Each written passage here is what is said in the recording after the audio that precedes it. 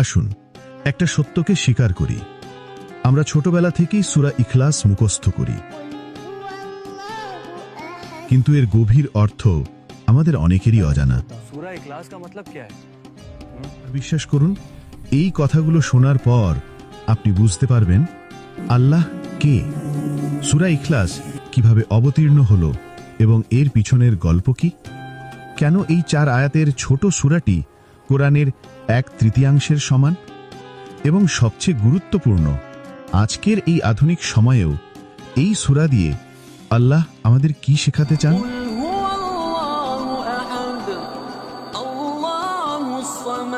এই কাহিনী শুরু হয় মক্কার সেই সময়ে যখন মানুষের হৃদয় ছিল অন্ধকারে আচ্ছন্ন।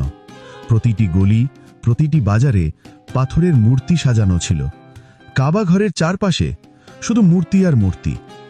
প্রত্যেক গোত্রের ছিল তাদের নিজস্ব দেবতা।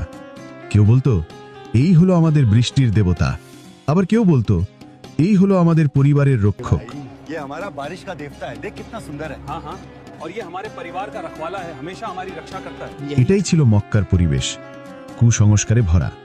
মানুষ তাদের কাছে প্রার্থনা করত, সেজদা করত এবং বিশ্বাস করত যে এরাই তাদের রব। अरे भाई, नया बुत आया है यमन से, देखो कितना सुंदर है, कांटे के पत्थर से बना हुआ, बिल्कुल जिंदा जैसा लगता है।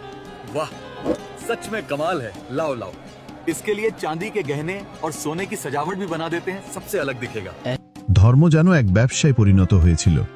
মূর্তি তৈরি করা, বিক্রি করা, পূজা করা সবই ছিল অর্থ উপার্জনের মাধ্যম। আর এই পুরো অন্ধকারাচ্ছন্ন সমাজে একটি আলো ছিল যে সবার থেকে আলাদা ছিল। মুহাম্মদ সাল্লাল্লাহু আলাইহি ওয়াসাল্লাম, তিনি সত্য কথা বলছিলেন, মানুষকে মূর্তিদের কাছ থেকে সরিয়ে আল্লাহর সাথে পরিচিত করাচ্ছিলেন। তার বার্তা ছিল খুব সহজ, এক আল্লাহ ছাড়া আর কেউ ইবাদতের যোগ্য নয়। কিন্তু কুরাইশরা অবাক হয়ে গেল, এক আল্লাহ মানে কি? কেমন এই খোদা যাকে দেখা যায় না, যার কোনো রূপ নেই, কোনো আকার নেই? खुदा है जिसे देखा भी नहीं जा सकता। उसका अल्लाह तो कोई दिखाई भी नहीं देता। ऐसे खुदा का क्या फायदा जो ना दिखे ना सुनाई दे। তারা ঠাট্টা করে বলতো, মোহাম্মদ বলে এক আল্লাহ আছে, তাহলে কি আমাদের লাত, উজ্জা, হুবাল সব মিথ্যা? मोहम्मद कहता है एक अल्लाह है। तो क्या हमारे लात, उज्जा, हुबल सब झूठे हैं? তাদের চিন্তা কেবল দৃশ্যমান দেবতাদের মধ্যেই সীমাবদ্ধ ছিল। তারা ভাবত যা দেখা যায় না তা বাস্তব নয়। কিন্তু নবী সাল্লাল্লাহু আলাইহি ওয়াসাল্লাম এমন এক রবের দাওয়াত দিচ্ছিলেন যাকে চোখে দেখা যায় না, কোনো আকৃতিতে বোঝা যায় না। এক রব যিনি সবকিছু দেখেন কিন্তু নিজে কারো মুখাপেক্ষী নন। মক্কার লোকের অবাক হয়ে প্রশ্ন করল, মুহাম্মদ, আমাদের বলো তো, তোমার রব কেমন? তিনি কিসের তৈরি? সোনা, রূপা নাকি মুক্তোর? मोहम्मद, हमें बताओ तुम्हारा रब कैसा है। वो किस चीज का बना है? सोना, चांदी या मोतियों का? এ আবার কেমন খোদা যে মানুষের মতো নয়, কোনো মূর্তি নয়, কোনো ছবি নয়, শুধু লা ইলাহা ইল্লাল্লাহ। ऐसा खुदा है जो इंसानों जैसा नहीं, ना सोना ना चांदी ना कोई पुतला ना तस्वीर, बस ला इलाहा इल्लल्लाह। তারা ভাবত রবও তাদের মূর্তির মতোই হবে, হাত দিয়ে ছোঁয়া যায়, প্রয়োজনে দোয়া করা যায়। কিন্তু নবী সাল্লাল্লাহু আলাইহি ওয়াসাল্লাম মুচকি হাসলেন। তিনি কোনো উত্তর দিলেন না, কারণ উত্তরটি আসমান থেকে আসাচ্ছিল। আর তখনই নাজিল হলো সূরা ইখলাস। بسم الله الرحمن الرحيم قل هو الله أحد الله الصمد لم يلد ولم يولد ولم يكن له كفوا أحد। सुब्हान अल्लाह, ये तो रब का तारुफ है अपने अल्फाज में। अल्लाह अकबर। এই হলো রব্বের নিজস্ব পরিচয় তার নিজের ভাষায়। এই সেই মুহূর্ত যখন পৃথিবী প্রথম শুনল খোদার নিজের পরিচয় তার নিজের শব্দে। যারা ভাবতেই পারত না যে ছবি বা মূর্তি ছাড়া কোনো রব থাকতে পারে, তাদের জন্য এই সূরাটি ছিল একটা টার্নিং পয়েন্ট। এটা শুধু কোরআনের বার্তা ছিল না, এটা ছিল তাদের চিন্তাধারাকে বদলে দেওয়ার এক বৈপ্লবিক ঘোষণা। আর এই গল্পটি এখন কেবল মক্কার নয়, এটি সেই প্রতিটি মানুষের গল্প যে রবকে বুঝতে চায়, সেই প্রতিটি হৃদয়ের প্রশ্ন, আল্লাহ কে, যার উত্তর আছে কোরআনের এই সূরায়। আসুন এবার এই সূরাটি সহজভাবে বুঝে নিই।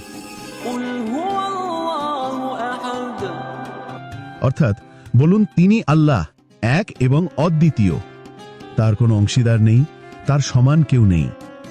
এখন একটু ভেবে দেখুন তো, মক্কার লোকদের জন্য এটা বোঝা কতটা কঠিন ছিল। তারা সব সময় আলাদা আলাদা দেবতাকে মানত। বৃষ্টির জন্য এক গড, অর্থের জন্য আরেক গড। আর এখন মুহাম্মদ সাল্লাল্লাহু আলাইহি ওয়াসাল্লাম বলছেন, একই আল্লাহ সব সামলান, আর কেউ নয়। এই বার্তা তাদের পুরো বিশ্বাসকে নাড়িয়ে দিল। তাই এটা শুধু একটা লাইন ছিল না, এটা ছিল তাদের চিন্তার ধরন বদলে দেওয়ার কথা। الله الصمد অর্থাৎ আল্লাহ কারো মুখাপেক্ষী নন, সবাই তার মুখাপেক্ষী। মানে তিনি হলেন চিরন্তন, নিরঙ্কুশ। আল্লাহই সেই সত্তা যার ওপর সবকিছু নির্ভর করে, কিন্তু তিনি নিজে কারোর ওপর নির্ভরশীল নন। তিনি সব দেন, কিন্তু কিছু চান না। আমরা মানুষ, বাতাস, পানি, খাবার, সময়ের ওপর নির্ভরশীল, কিন্তু আল্লাহ সুবহানাহু ওয়া তাআলা সবার থেকে আলাদা। তার কোনো কিছুর প্রয়োজন নেই, তিনি কারো মুখাপেক্ষী নন। তাই তিনি আস-সামাদ, তিনি সম্পূর্ণ স্বয়ং সম্পূর্ণ। সবকিছু তার দ্বারাই চলছে, কিন্তু তিনি কারো দ্বারা চলছেন না। ولم يولد তিনি কাউকে জন্ম দেননি এবং তাকেও জন্ম দেয়া হয়নি। এই আয়াতটি কেবল কুরাইশদের জন্য নয়, এটি সেই প্রজন্মের জন্য যারা আজও বলে ঈশ্বর মানুষ রূপে এসেছেন বা ঈশ্বরের পুত্র আছে। আল্লাহ এই এক লাইনে বলে দিলেন, আমি কারো থেকে জন্ম নিইনি, আর কেউ আমার থেকে জন্ম নেয়নি। এই আয়াত মানুষের ভাবনা পাল্টে দিল। সবাই বুঝল, রব কোনো মানুষ নন, তার কোনো বংশ নেই, তিনি শুধু রব, তুলনাহীন, সবার থেকে আলাদা। قل له كفوا أحد অর্থাৎ তার সমান কেউ নেই, তার সাথে কোনো কিছুর তুলনা হয় না, তার কোনো উদাহরণ নেই। এই সূরাটি সব মানুষকে বলে, তোমার রব সেই সব কিছু থেকে আলাদা যার পিছনে তুমি ছোট। এই বিশ্ব জগতে সেই রবের মতো আর কেউ নেই। 1/3 রহস্য। ভাবুন তো, মাত্র 4টি আয়াতে কোরআনের মূল বার্তাটি লুটিয়ে আছে। নবী সাল্লাল্লাহু আলাইহি ওয়াসাল্লাম বলেছেন, সূরা ইখলাস কোরআনের 1/3 সমান। কিন্তু কেন? কারণ কোরআনের 3টি প্রধান বিষয় আছে: তাওহীদ অর্থাৎ আল্লাহর একত্ব, রিসালাত অর্থাৎ নবুয়ত, এবং আখিরাত অর্থাৎ পরকাল। আর সূরা ইখলাস তাওহীদ বা একত্ববাদ প্রথম মূল বিষয়টিকেই সম্পূর্ণভাবে সংজ্ঞায়িত করে। এর মানে এই নয় যে আমরা পুরো কোরআন পড়ব না, বরং এর মানে এই যে এই সূরা পাঠ করলে আমরা কোরআনের 1/3 পড়ার সমান বরকত লাভ করব। সূরা ইখলাসে আল্লাহ নিজেই নিজের পরিচয় দিচ্ছেন, আমি সেই যিনি সবকিছু পরিচালনা করছেন। এই সূরা সেই সব বিশ্বাসকে অস্বীকার করে যা আল্লাহকে তার সৃষ্টির মতো মনে করে। তিনি কোনো মূর্তির মতো নন, কোনো রূপে নেই। তিনি শুধু আহাদ, এক এবং এক। আহাদ মানে যা কখনো বিভক্ত হয় না, যা অংশে ভাগ করা যায় না। এই সূরা আমাদের একটি বাস্তবতা মনে করিয়ে দেয়, সব সময়, সব পরিস্থিতিতে আমরা কেবল তার ওপরই নির্ভর করি। যখন আমরা কাঁদি, তিনি শোনেন। যখন আমরা দুঃখে থাকি, তিনি পাশে থাকেন। আর যখন সবাই ছেড়ে চলে যায়, তখন তিনিই শুধু থাকেন। এই সূরা আমাদের মনে করিয়ে দেয় যে যেখানে দুনিয়াতে সবকিছু বদলে যায়, সেখানে রব কখনো বদলান না। কুল অর্থাৎ বলুন, আল্লাহ এক। শুধু এইটুকুই বলা হলো ঈমান, আর এটাই বাস্তবতা।